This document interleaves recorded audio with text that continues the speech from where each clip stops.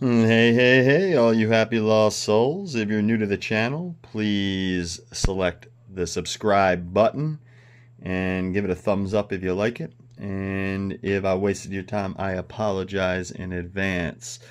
But today's video, this is just going to be a little intro, the live part, and then it's going to transition into more of like a slideshow type video with narration, sort of like the video a couple videos ago with the echo glide. But really, today's video, and I do apologize, I'm actually renovating the room I usually film in where all my rocks are laid out. We're going to get everything set up. It's going to be a little studio. The channel is growing, so we're going to grow with it. The quality is going to get better. But really, the point of this video is showing you that you don't need a super expensive tools or stuff to identify your rocks. And I'm not going to go through how to use these things today because I've done numerous videos with this. I will copy a link below in the description if you guys want to check out my video about the MKIS diamond tester or diamond selector 2. This is a knockoff version from Temu. It was half the price.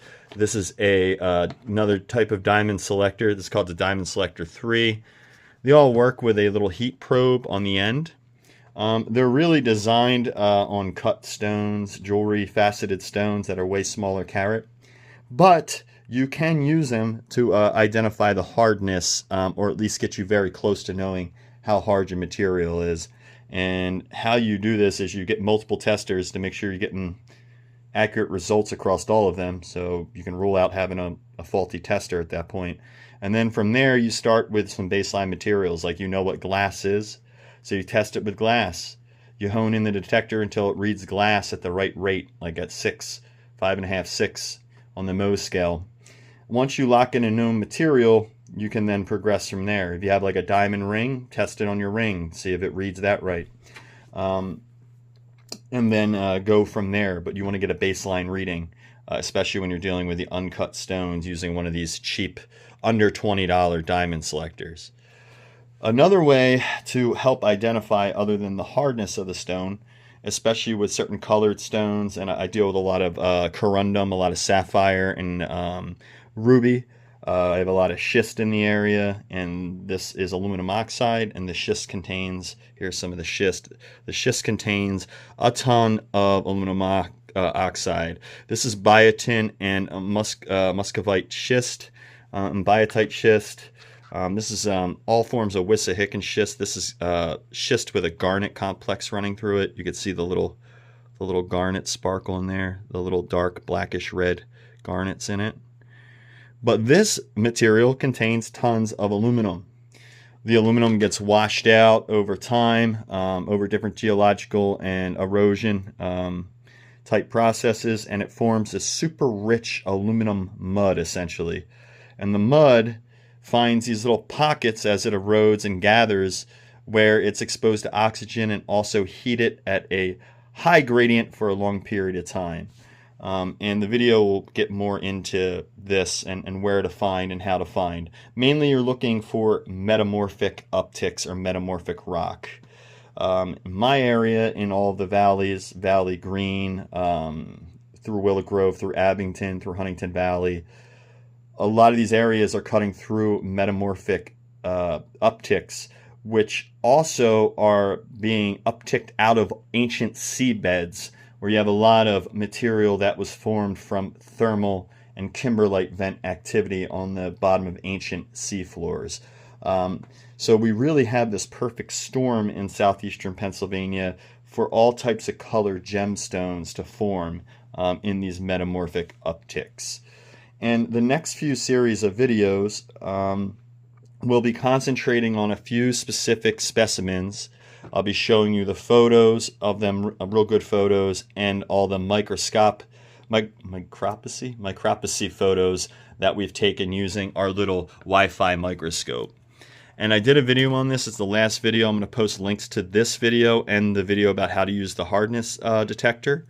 Essentially, you just turn this on and you go to your Wi-Fi settings on your device and you find the name. The Canedit X201. It just comes up as Wi-Fi microscope. You hit the connect button, and then the microscope's image appears on your phone. You just install the app that they recommend to use the product, and this thing works extremely effective. And this was like, I think, 30 or 40 bucks. And this is perfect for stones that are just roughly slightly polished, or rougher stones, to see the score patterns in the cleavage that we need to see to identify it as either a sapphire, or if it's some other type of stone like a silicate or an agate or a topaz or something, or a garnet or something like that. Garnets and beryls, they're cyclosilicates, so there's silicates that are paired to metals. They're softer than sapphires. An example of a cyclosilicate would be an emerald or a green beryl. They look very, very close to sapphires and other colored gemstones, but they are softer, about 7.5, sometimes 8 on the Mohs scale. Sometimes they can be under 7.5. Sometimes emeralds can be between 6.5 and 7, like quartz, like a silicate. But down here we have a lot of color changing stones, some that shift from purple to blue to, when the light is reflected at different angles. This type of sapphire is what we call a pad paradasha. That's the name of the actual color. Anything that's orange or pink with yellow or clear with pink, these combinations are some of the most valuable sapphire colors on the jewelry market and on the collecting market. So we have these different types of corundums and sapphires. I have thousands and thousands of them. These are a few that I'm going to test and put in this video and show you pictures of both the stones and the cleavage zoomed in. I'll be doing the ruby, the orange guy, the pad paradasha. I'll be doing the blues. These are color changing. These ones like to shift between this lightish grayish blue and dark purple when certain light gets on them. I have a headlamp on right now to reduce shadows, so I'm not going to mess with the color change effect on it too much. I have other videos showing that where I run my gem light over it. But this is just an intro, and as the video plays out, you'll get more info about how these sapphires form. And then if you like this type of content, I have tons of other videos. The channel has original music. It started out as a band, Happy Lost Souls, and really weren't getting a lot of popularity or notoriety on the channel through original music. So I started posting videos about my other hobbies, which are artifact hunting and this crazy theory that I'm working on. We find a lot of artifacts in our area under the burn layer, so it means they're before the Younger Dryas event. And that destroys the previous models of, the Clovis culture was the first culture in America. Really, we're finding these are preforms of different types of old point styles that were found, and these are all made out of the rough sapphire and corundum.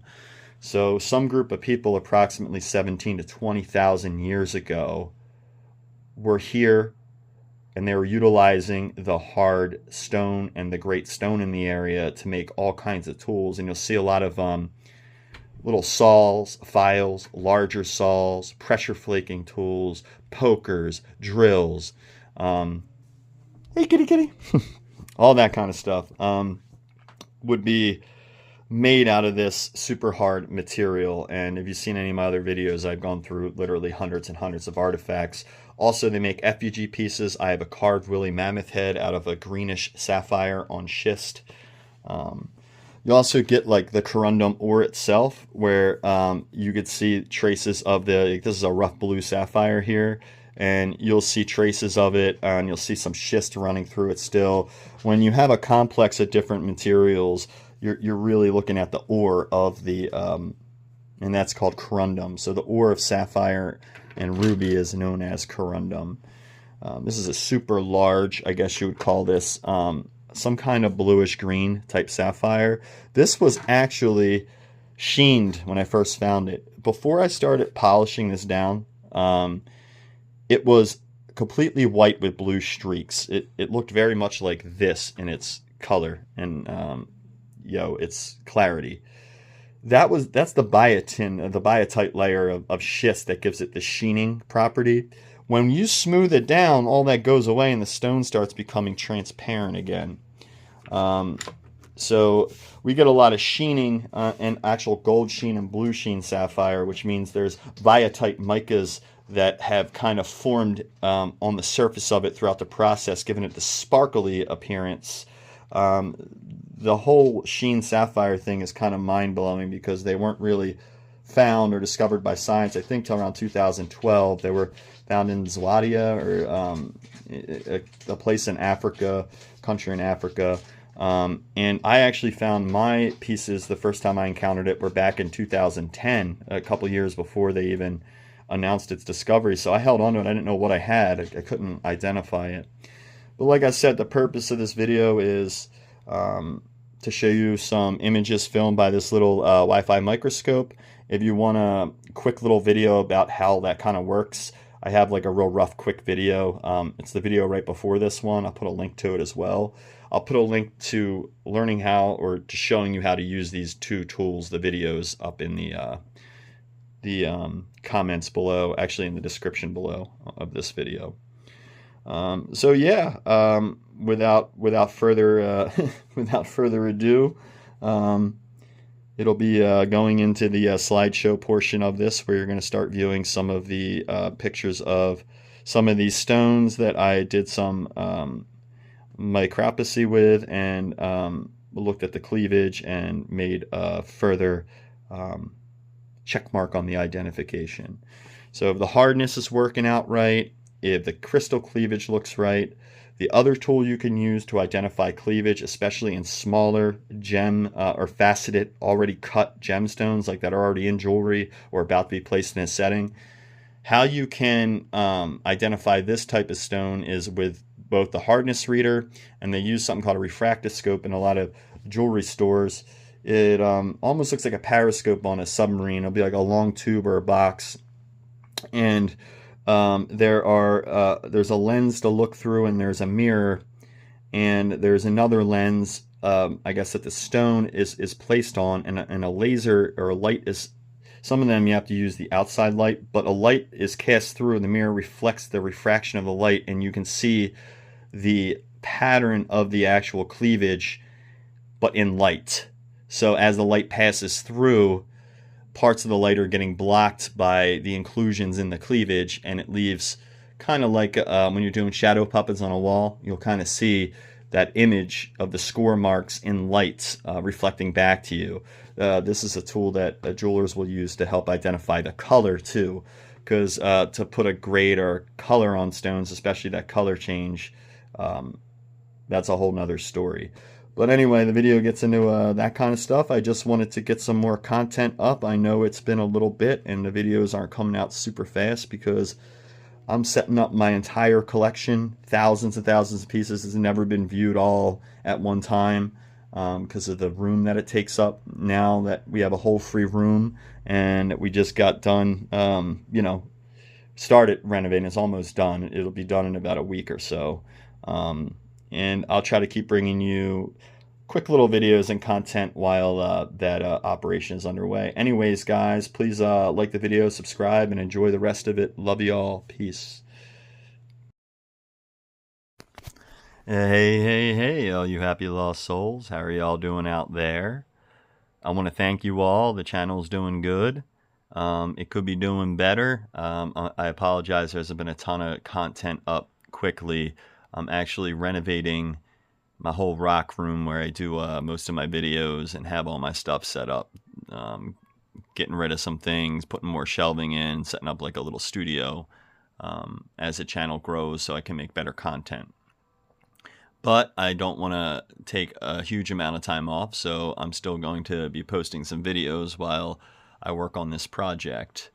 And the next few series of videos will be focusing mainly on the geological aspect more so than the artifact type stuff. And we're focused more on some rough gemstones and what we can do with some of the tools we can use to kind of test and check and try to identify what a material that you're working with. And this video is kind of, we're going to take a few of the gemstones from my collection from rock hounding over the years, and we'll do a breakdown, a picture, a real good three-dimensional picture of each specimen, and we'll put the microscopy images up, micropsy images up of all of these specimens that we're testing. And mainly I have a lot of corundum, some topazes, other types of cyclosilicates, some agates, lots of garnets, peridot, a lot of different gemstones found in metamorphic upticks, which could be just about anything. Not only in addition to the metamorphic upticks in the area I live in southeastern Pennsylvania, we have a ton of ancient thermal activity because the area has these valleys and these high points. I live on one of the high points. The valleys where the creeks flow through were underwater 250 million years ago. They were under an ocean, even though the creek was still flowing. And at the bed of the ocean, there's thermal vents, kimberlite pipes, volcanic activity. And as these different minerals are heated and cooled different based on the temperature and salinity of the water, all different types of rare minerals and gemstones can form. I even have a video up a couple videos back called eclogite, which is one of the bizarre metamorphic stones that is associated with ancient seabeds. And you can use different geological clues to see what you're dealing with. It's very hard to imagine that you were standing under an ocean 250 million years ago when you're in the middle of a forested hillside. But yet all the fossils of the fish and the coral and the sea life, the different mollusks and different animals from, that Cambriatic Sea 250 million years ago. So what this video is going to be, there's not going to be a ton of narration because it's going to go through a few of the samples. This video will be looking at a few of the pad paradasha or orange pinkish sapphire. Pad paradasha is any sapphire that displays colors of orange or pink, or a combination of yellow and pink, or a combination of clear and pink, or a combination of clear and orange, or pink and orange, or color change from orange to pink in lights. It's one of the rarest, most valuable color sapphires. The only issue is certain pieces can look a lot like topaz, which also forms with triangular or bipyramidic cleavage formations. So that's where the microscope comes in handy and the hardness testers. Sapphire is going to be above topaz on the hardness scale by a few points. Topaz is probably going to be around 7 to 8, 6.5 to 8 on the upper end of the hardness. A sapphire is going to be anywhere between 8.5, 9, sometimes 8 to 9.5, depending on the purity of the sapphire, what other trace metals are in it. Remember, the purest form of aluminum oxide, which is what the mineral that a corundum or sapphire is crystal clear. They only change color while they're forming, different trace metals are mixed in to the aluminum mud that it's forming out of. The sapphires and corundums form out of schist and particular types of schist, like muscovite schist, biotite schist, which I've shown several examples throughout my video. Real shiny looking material, sparkly looking, the micas. And these schists contain large amounts of metal, specifically aluminum. The majority of the metal running through them is aluminum. And what happens is, as water comes down, as pressure, as different erosion and geological processes occur, the aluminum gets washed out of the metamorphic rock above. It gets washed out of the metamorphic rock, which is a conglomeration of different materials, metals, gneisses, schists, all that type of stuff, micas, and even different types of silicates, quartzes, paradites, stuff like that's all mixed in. Now, what happens is this rich mud, this thick aluminum containing mud, now is washed out and sits underneath or in between the cracks of these schist upticks. And when the mud gets into one of these spaces where it is exposed to oxygen and also being heated for a long period of time at a high temperature, you'll get all kinds of sapphires and rubies and things like that. Now, if the mud that the sapphire is formed out of, the aluminum-rich mud, contains no silicates either. That's very important. Silicates and corundum do not mix. You'll never find quartz running through sapphire or sapphire growing out of quartz. They don't mix together. As soon as the corundum starts to grow and as it spreads out, as soon as it hits a silicate, it stops the growth. That's why you'll often find a silicated crust on the outside of the sapphire, because as it was almost liquid or elastic, as it was forming and growing its, six-sided structure in a bipyramidic form, as it's reaching out and growing in these crevices and cracks that had it exposed to oxygen, it can only grow as far as it hits silicate, and as soon as it hits silicate, it stops its formation. So finding extremely large ones are rare, although in my area we have tons of huge ones. This stuff's very common because I live on an area that contains so much schist it's not even funny. All of our houses, all the churches, and it's a specific type of schist known as Wissahickon schist. It contains tons of garnets, tons of gemstones of different shapes and sizes. So in my area, based on my geology, the most valuable rough gemstones that I'm encountering and often are corundum and sapphire. Corundum is the ore of sapphire. And what you'll get is sometimes you'll get the sapphires growing out of the schist. It depends a lot on the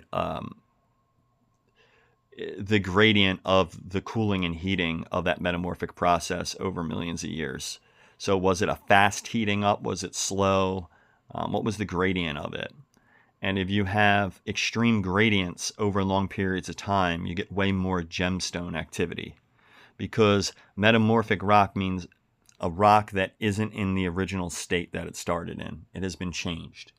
And to metamorphosize means to change. So there are specific metamorphic processes, like when granite gets heated and pressurized, it turns into gneiss. And when schist gets overheated and pressurized and has a lot of quartz in it, it can turn itself into granite. So it's an ever-changing, based on the conditions and the environment of the heating and cooling processes from these volcanic upticks and this plate tectonic activity. And that being said, in my areas where the Atlantic plate is coming into the continental plate of North America, it's kind of right where they meet up. And the creek I find most of the gemstones in are tributaries of the Delaware and the Schuylkill, and they're both tidal waterways in southeastern Pennsylvania, and the area isn't huge where this uptick occurs. They're in several valleys, Valley Green throughout Wissahickon, the Huntington Valley area, the Willow Grove area. You can find a lot of different gemstones in waterways in those areas. And it's not a wide margin. As soon as you start moving out of the area a little bit, you'll hit limestone the one direction, where you can find some metals like silver and gold and mercury and lead, things like that. And then in the other direction, you start getting into the basalt layers as you start entering the Atlantic plate. So you head closer to the ocean, the stone starts getting way darker, and you have less of a chance of encountering the metamorphic uptick, the activities that geological activities that are needed to create these stones. And to get a better idea of the pictures and images that are playing out in this video, sapphires always form a tic-tac-toe cleavage. That's why they can color change. There's these tiny score patterns running throughout the whole stone because that's how it forms. It's how it grows, its structure or its cleavage.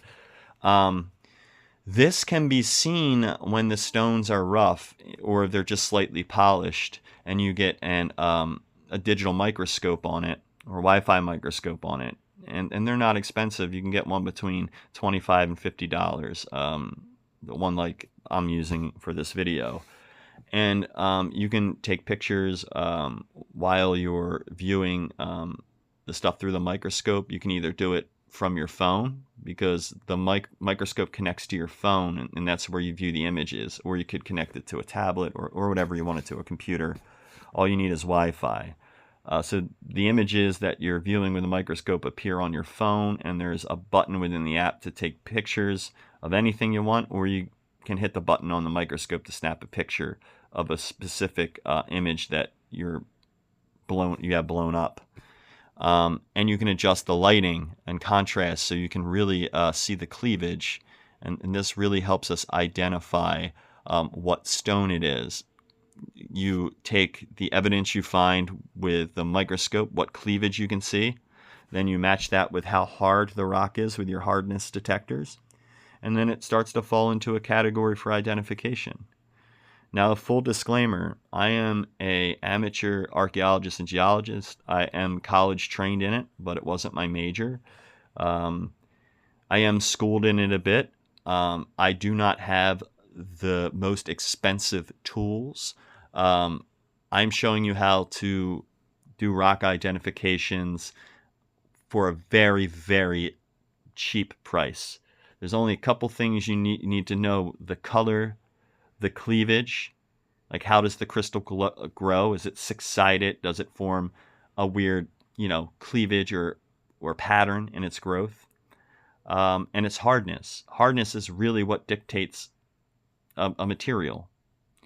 Diamond's the hardest natural material, and then right under that is corundum or sapphire, and then it goes down from there. So you use multiple testers just to make sure that you're getting accurate responses across different devices. You can get a hardness detector, diamond selectors is what they're called. You can order them on Amazon. I use the HKMIS. I have a video I'll link below explaining how to use those. And all they are is a little heat probe that kind of measures the heat reflected back when you touch an object to give you the hardness. And the hardness is measured in a Mohs scale. They're a little bit strange to use on bigger uncut specimens.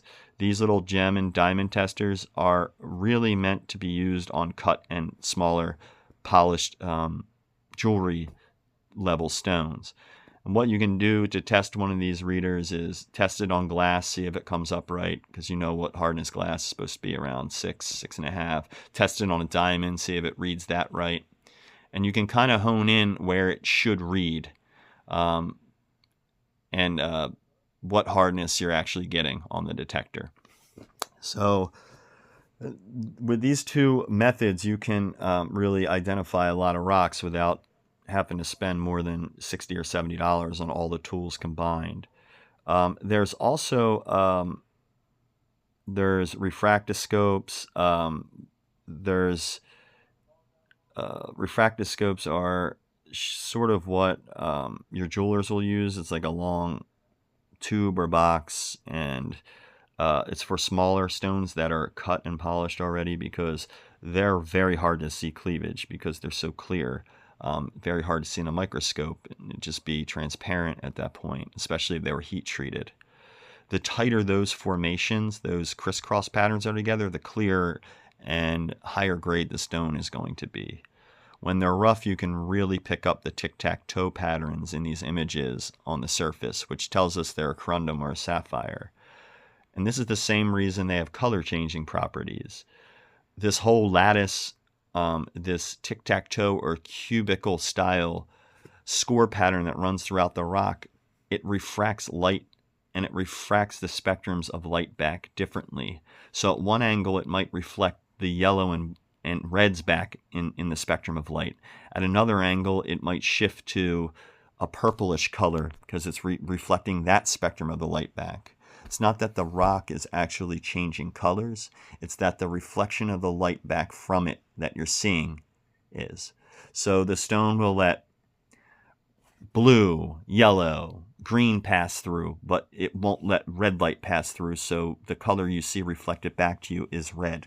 That's how the color changing works in these stones, and if you find color changing sapphires, they're extremely valuable. Some of your common ones are like a lightish grayish blue to purple. I have several of those. That means the sapphire was exposed to vanadium or vanadium. I have a lot of blue sapphire that shifts from bluish to yellow, bluish to green. They call them like party sapphires or two-tone. A lot of the sapphire I have in the blue realm is called gold sheen. I also have some straight up regular gold sheen sapphire. This is a very recently discovered type of sapphire found in Africa back in 2000, I think it was 2012. I started finding my first pieces of this material back in 2010 before it was even identified by science. I had no idea what it was. I held on to it, put it in its own little spot.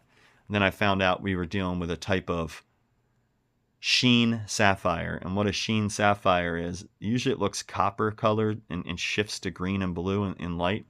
Almost looks like metal. But blue sheen sapphire is when a blue sapphire is coated with biotite mica, giving it this sparkly sheen appearance. Now, if you polish this enough, it almost goes away and just becomes clear again, because the actual biotin schist isn't running throughout the sapphire. It's mainly the crust are pushed to the surface because, like, remember what I said, sapphires do not mix with silicates. So any silicate material in the schist itself would have been pushed to the surface, and then you just shave that back, or grind that back, and then the stone will become clear or transparent. Most sapphires and rubies and these type of garnets appear rather opaque, but what they'll do is they'll actually catch light. And if you go out towards night or on a cloudy day and you take a strong black light, your sapphires will fluoresce or glow like a black light picture would, kind of. They'll stand out amongst the other rocks. The only issue is there are multiple minerals that will have this effect other than sapphire. So just because it glows doesn't mean it's a sapphire or corundum. It could be sodalite. It could be other materials that have a phosphorus reaction or a photaic reaction to certain spectrums of light. Before they're cut and polished, they don't look super spectacular. You will notice the color changes, though, on a lot of them. When the sun hits them, the red ones will go to a pigeon blood or a purplish color. Because rubies will always have, it's like a combination of red and blue sapphires layered, which create a ruby and create its effect, especially a pigeon blood ruby, which is the most valuable type of ruby. It's technically two-tone ruby that is both red and blue. So they actually sell certain lenses on Amazon for pretty cheap that you can hold up to a real ruby when it's cut and polished, and it'll appear blue if it's real through this lens, through this filter. It looks like a little jeweler's loop. It's for identifying rubies. It doesn't work so well on stones that are rough and not cut.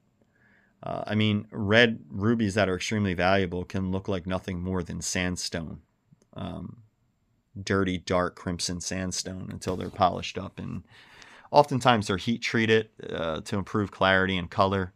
All my stones are natural. You'll also be seeing in this video one of my rarest, we'll call it a party sapphire. I call it the cotton candy sapphire. I haven't ever seen any color combination like this in a sapphire. It's got white, light powder blue, and bright neon pink flashes all throughout it. It's 100% a sapphire based on my testing. Now, what will eventually happen before I sell any of these or open my marketplace to sell some of my rough stones is they'll have to be certified, and that's what's taking the longest time. Most labs will only certify cut stones that are smaller that you can send out to them. What you really need is somebody or a lab that has an XRF gun, which is an X-ray device that pretty much shoots an X-ray into metallic or stone materials containing metal and spits back a breakdown of exactly what that material is and how much of each mineral is in it. This is what your fancy high-tech labs have, and it's pretty much the one thing they use to confirm your sample as being exactly what it is. The issue is just getting a used one or a fairly crappy one of these devices can cost near $38,000 to $40,000, and to get a good one that's not used or crappy, you're looking at near $100K. It is the whole business. So literally, if you have this instrument, you can open your own identification business up, essentially. So before I sell them, they have to be authenticated by a place like IGA. They don't have to be. You can sell unauthenticated rocks. I mean, it's a buyer beware market. You can sell them, but you're going to have to sell them at 1/10 of the value that they might be. So if you have a stone that is certified, you might get 500 for it. Certified, you might get 10K for it. So my main fear is selling something for way under its value and then finding out about it. So until I'm at that point, until I go find a real good lab that can handle these bigger identifications, and then they're not going to tell you exactly the value of it.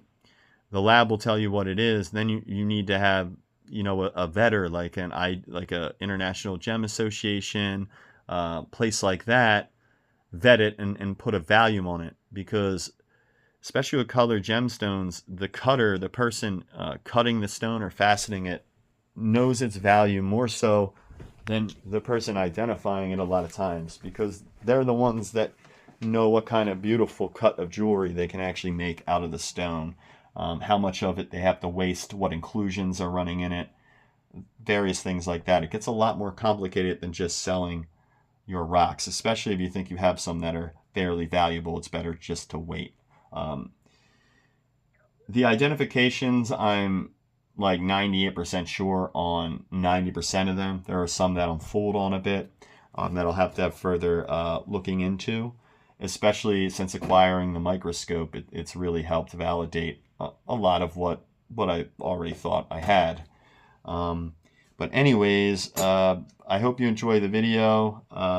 There's going to be a couple more out here like these videos, going through specific specimens I have in my collection, showing you photos of them and also the microscopic imagery of them, identifying the cleavages and things like that. I hope you enjoyed, guys. Bear with me while my little studio/lab is fully re-renovated and equipped. And we'll get some beautiful new content out to you guys very soon. Please like and subscribe. That's the only thing I ask. It helps the channel more than anything. If you're feeling super grateful, you can send a super like, or you become a channel member. I only have a few members. I do have a audiobook up on there that I've written. It's a fictional story based around the penny pack that draws in non-fictional elements. So the story is like an adventure story, but all of the historical facts and things woven throughout the book are real.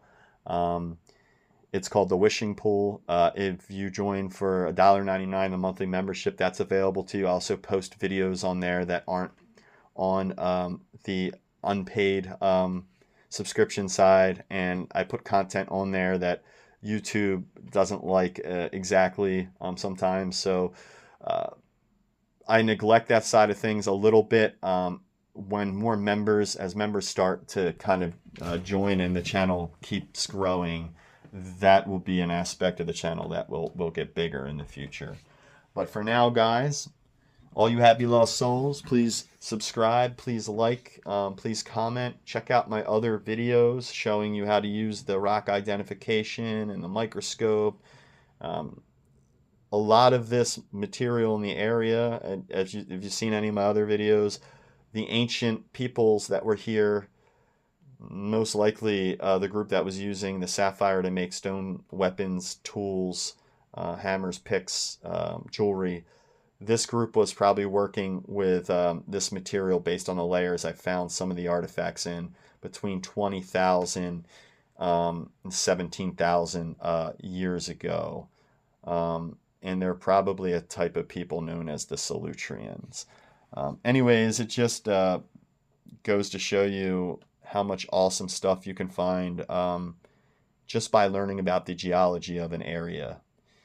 Anyways, guys, I love you all. Stay safe and stay happy if you're lost. Peace.